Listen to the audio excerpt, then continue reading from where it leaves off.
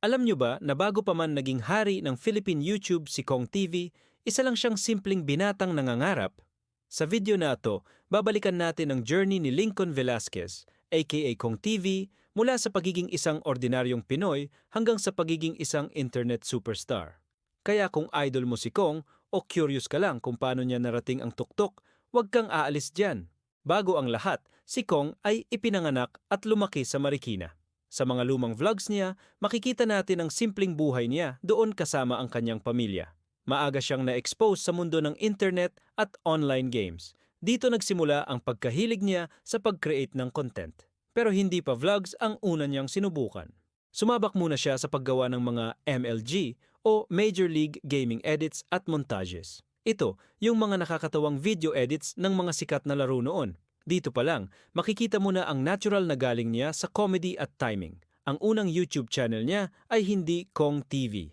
Ito ay Kong the Great na ginawa niya noong 2008. Dito niya ina-upload yung mga gaming edits niya.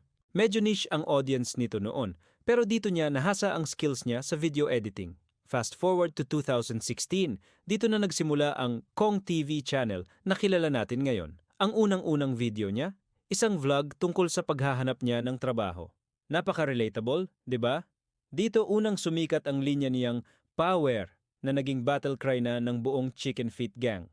Sa mga unang vlogs niya, makikita natin si Kong na nag-a-apply sa iba't ibang call center. Dito niya ipinakita ang struggles ng isang fresh grad na naghahanap ng mapagkakakitaan. Pero kahit seryoso ang sitwasyon, hindi nawala ang comedy. Yung raw and authentic style niya ng pag-vlog, yung walang arte at script, yun ang kumonekta sa mga manonood. Naramdaman ng mga tao na para lang silang nanonood ng isang tropa na nagkwekwento.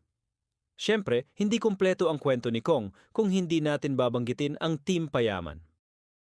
Nagsimula ito sa mga kapatid niya, sina Junie Boy at Pat Velasquez. Sila ang mga unang kasama niya sa kalokohan. Unti-unting lumaki ang grupo. Dumating si V. Cortez na nagsimula bilang isang fan na naging aabangan ng lahat ang love story nila ni Kong. Sumunod ang mga kaibigan nila mula sa kani-kanilang mga lugar, sina Boss Keng, Burong, Dudut at marami pang iba. Ang bawat miyembro ay may kanya-kanyang personality na nagdagdag ng kulay sa mga vlogs. Sila ang naging pamilya ni Kong sa mundo ng vlogging. Ang samahan nila, ang tawanan, ang asaran, yan ang isa sa mga dahilan kung bakit minahal sila ng masa. Ang content ni Kong ay nag-evolve din. Mula sa job hunting vlogs, pumasok siya sa mga usapang seryosohan series, kung saan nagbibigay siya ng life advice sa kanyang signature comedic style. Nagkaroon din ng mga A Day in a Life series, kung saan ipinapakita niya ang buhay ng iba't ibang klaseng trabahador. Sino bang makakalimot sa pagiging basurero niya for a day? O yung pagiging security guard? Dito ipinakita ni Kong ang galing niya na maging relatable sa kahit anong antas ng buhay. Hindi rin naging madali ang lahat. May mga panahon na pinanghinaan siya ng loob.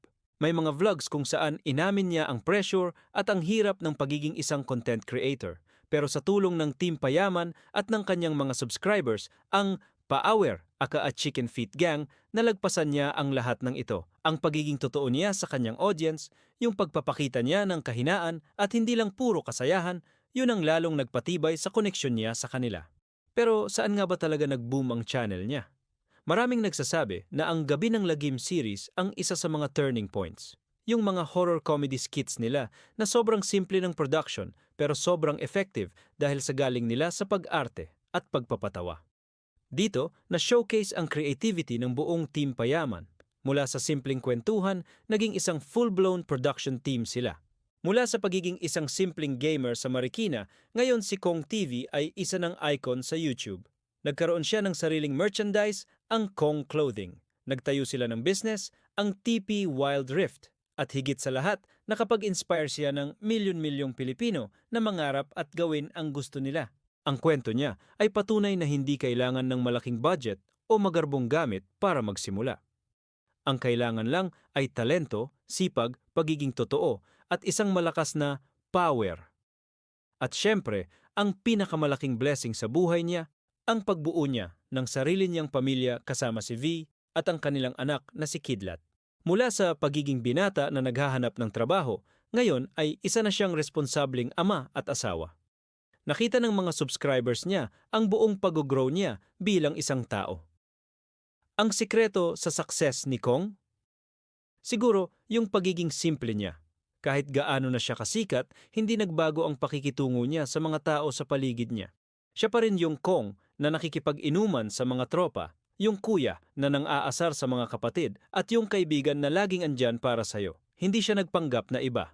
Pinakita niya kung sino talaga si Lincoln Velasquez at yun ang minahal ng milyon-milyong tao. Kaya sa susunod na manonood ka ng vlog ni Kong TV, alalahanin mo na ang taong pinapanood mo ay nagsimula sa wala. Nangarap, nagsikap at hindi sumuko. Ang kwento ni Kong TV ay hindi lang kwento ng isang YouTuber.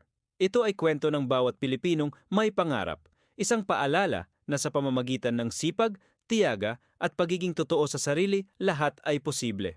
Pa-aware, salamat sa panunood mga paa.